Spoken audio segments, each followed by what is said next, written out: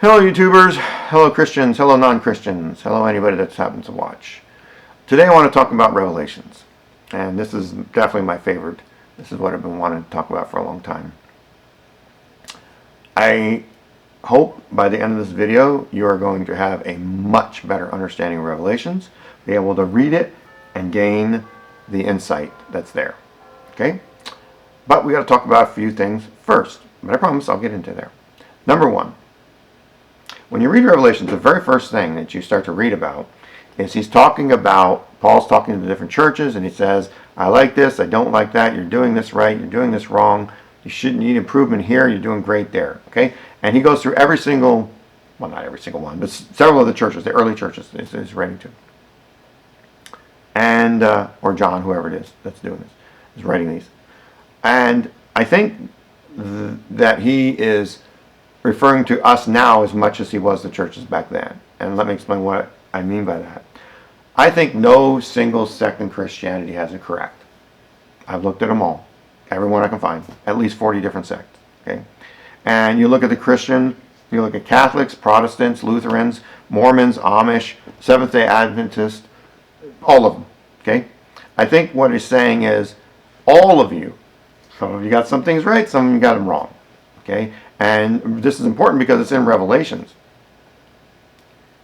Second thing, and this is all going to tie together, okay? Second thing, when you read Revelations, false prophecy, false prophet, false prophet, false prophecy, over and over. He's saying, beware of these false prophets. Third thing, enduring till the end.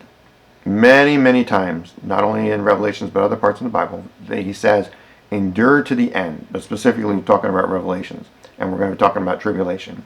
And he says, those who will endure to the end.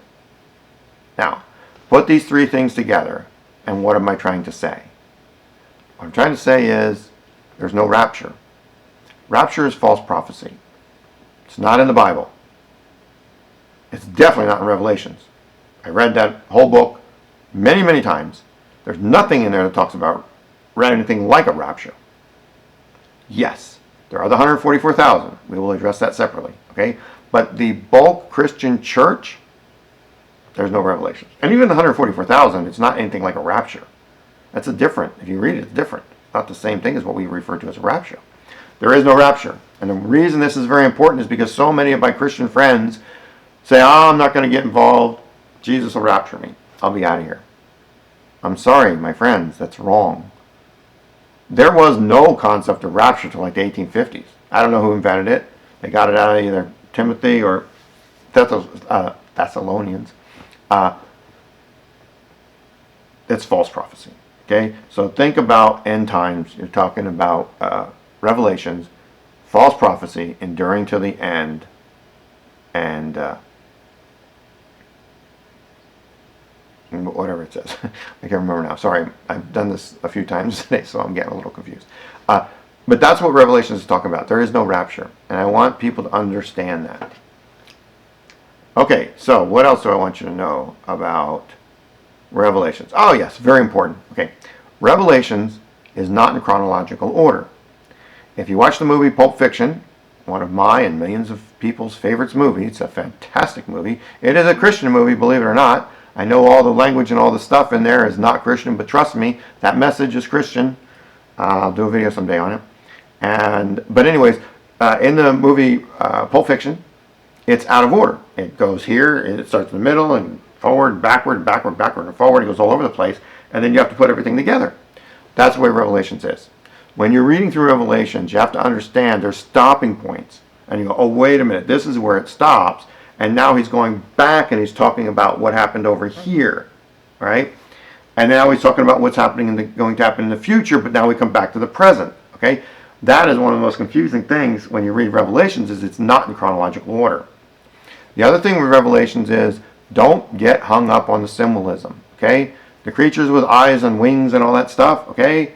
It's there, it's important, God put it there for a reason, but don't let that interfere with your reading. Don't just ignore that, okay? Get through the first 6, half a dozen times of reading Revelations and ignore that stuff. You'll get back to that later. All right?